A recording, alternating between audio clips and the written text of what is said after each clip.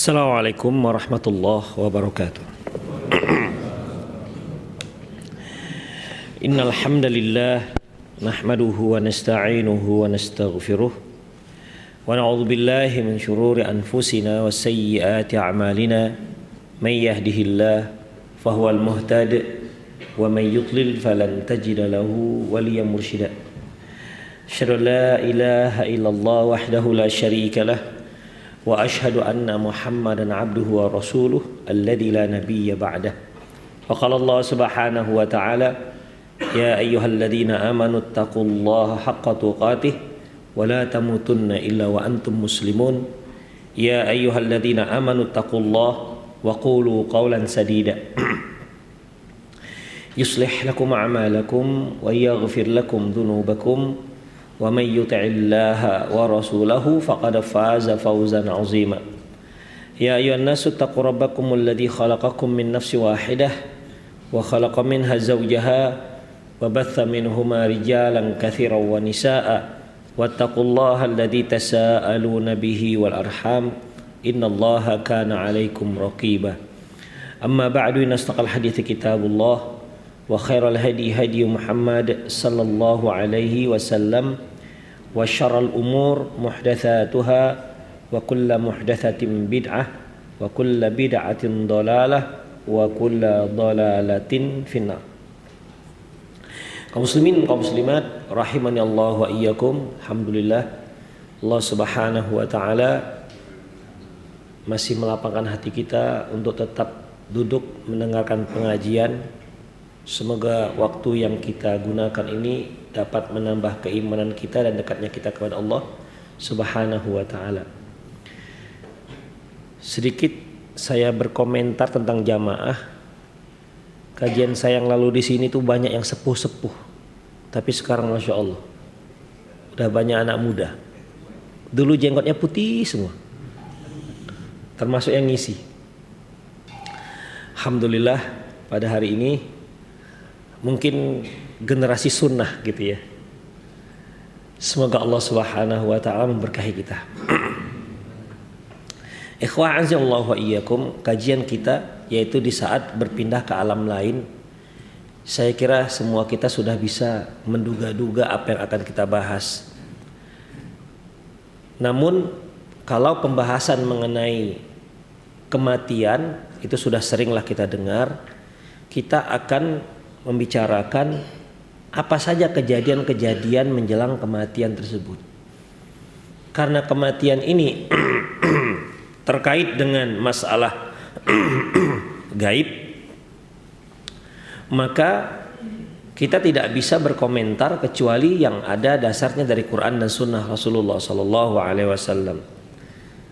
Karena di saat menjelang kematian itu manusia bisa melihat sesuatu yang tidak dilihat oleh manusia-manusia yang lain.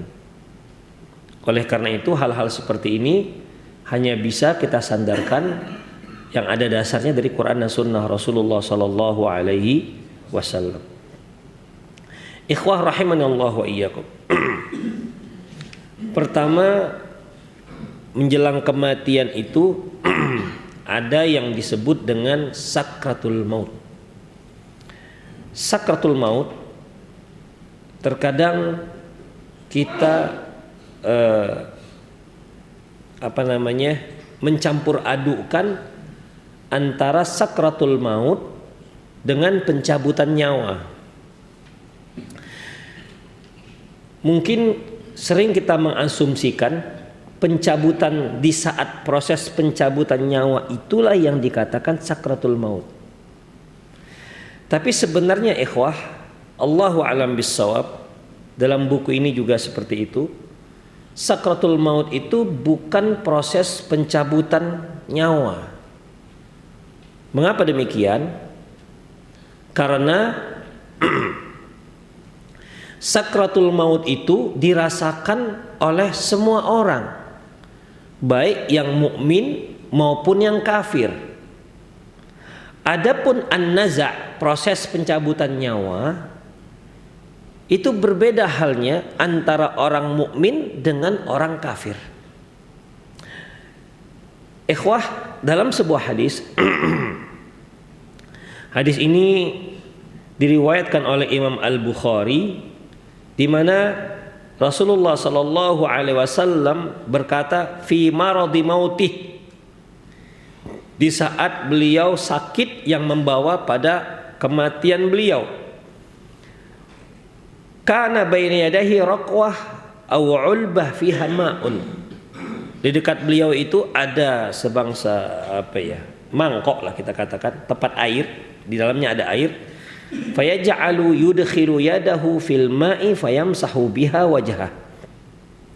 Beliau celupkan tangannya ke mangkok tersebut yang berisi air, kemudian tangannya yang basah ini beliau sapukan ke wajahnya. Wa yaqul, seraya berkata, la ilaha illallah inna lil mauti sakarat. Sesungguhnya kematian itu ada sakaratnya. Kematian itu ada sakaratnya. Berarti Rasulullah sallallahu alaihi wasallam merasakan kepedihan sakratul maut itu. Demikian ikhwah. Kemudian dalam hadis yang lain, wa taqulu Aisyah radhiyallahu anha fi maradi Rasulillah, Aisyah radhiyallahu anha memberikan komentarnya di saat sakitnya Rasulullah. Apa kata beliau? Ma ra'aitul waj'a ala ahadin ashadda minhu ala Rasulillah sallallahu alaihi wasallam. Aku tidak pernah melihat sakit yang diderita oleh seseorang lebih parah ketimbang yang sedang diderita oleh Rasulullah sallallahu alaihi wasallam. Demikian ikhwah. Itulah sakit yang menjelang, yang membawa seorang pada kematian. Itulah yang disebut dengan sakarat. Terkadang lama, terkadang sebentar, tapi semua orang itu merasakan sakratul mautnya. Innalil mauti la sakarat, sesungguhnya kematian itu ada sakaratnya. Kemudian ikhwan azza wa iyyakum, kita lihat lagi, yang tidak merasakan sakrat itu hanya satu, dia adalah orang yang tewas dalam jihad fisabilillah. Mungkin kalau kita melihat secara zahir, orang ini terpenggallah kepalanya, tertikamlah tubuhnya, ya. Tapi pada hakikatnya mereka tidak merasakan kepedihan tersebut, kecuali kalau mereka itu tetap hidup, ya. Tapi kalau hal itu menyebabkan mereka meninggal dunia, tewas, maka hal itu tidak dia rasakan, sakrat itu nggak dia rasakan. Hal ini berdasarkan hadis yang disebutkan dalam kitab Mishkatul Masabih dari Abi Hurairah radhiyallahu anhu, qala, dia berkata, asy-syahidu la yajidu alamul qatli. Seorang yang mati syahid tidak merasakan rasa sakit terbunuhnya dirinya. Illa kama yajidu ahadukum alamal qarsati, kecuali seperti sakit di saat dicubit. Itulah dia, ya. Itu hanya itu yang mereka rasakan. Misalnya tubuhnya ditikam misalnya sekian kali, mungkin 3 kali 4 kali, nampaknya kan memang mengerikan. Mungkin dadanya robek atau ususnya terburai. Tapi kalau hal itu membawa kematian dia, dan ini dalam jihad fisabilillah, dia sebenarnya nggak merasakan rasa sakit yang kita asumsikan ketika kita melihatnya. Demikian ikhwah. Kecuali seperti kena cubit.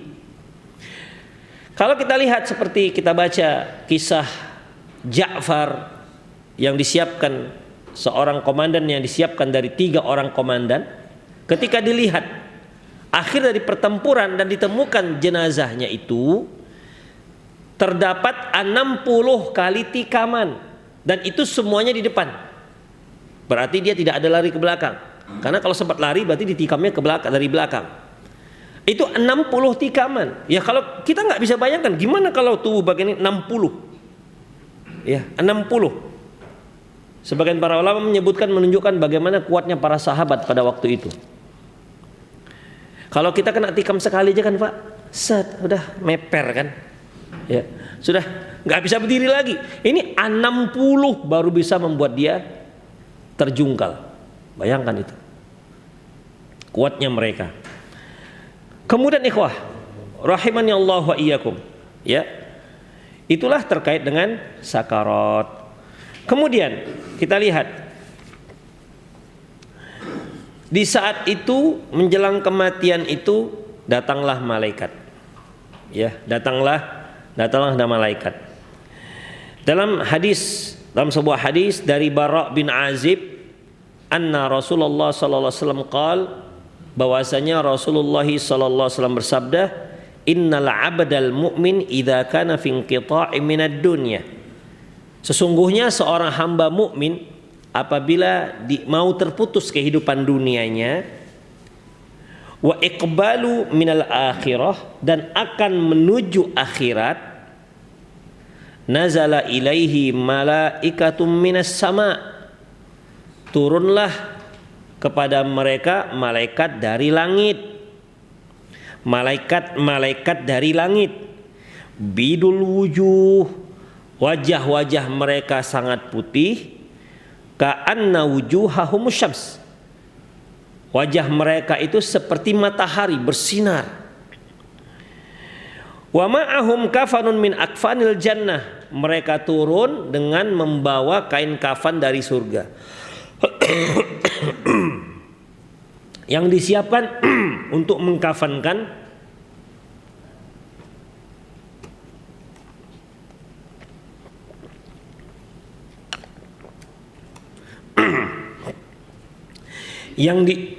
yang disiapkan untuk mengkafankan ruhnya.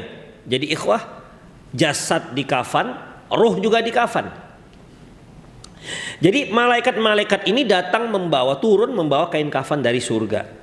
Lantas wahanutun min hanutil jannah, dan juga membawa wangi-wangian dari wangi-wangian surga.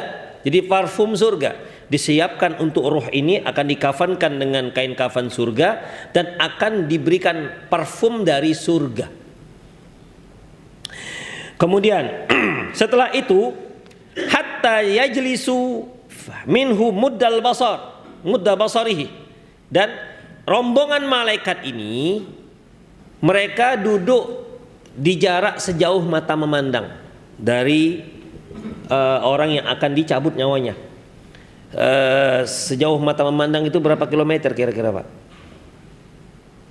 1 lebih ya, sekitar 2-3 kilometer lah begitu. Di sanalah mereka duduk nungguin nih. Terus yang cabut gimana? Yang mencabut ini, mencabut nyawa itu malaikat maut. Malaikat maut inilah yang datang. Kemudian summa yaji'u malakul maut.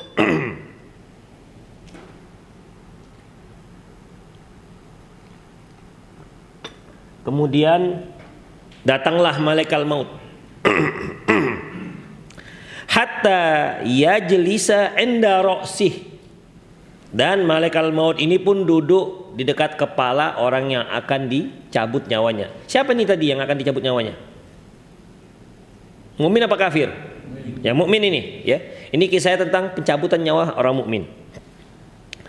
Fayaqulu ayyatuhan nafsut thayyibah ukhruji ila maghfiratin minallahi wa ridwani. Wahai jiwa yang baik, jiwa yang indah, keluarlah untuk mendapatkan keampunan dari Allah dan untuk mendapatkan keridhaan dari Allah. Jadi ini perintah. Malaikat maut memerintahkan si ruh supaya keluar. Tapi kan dia berikan muqaddimah, keluarlah untuk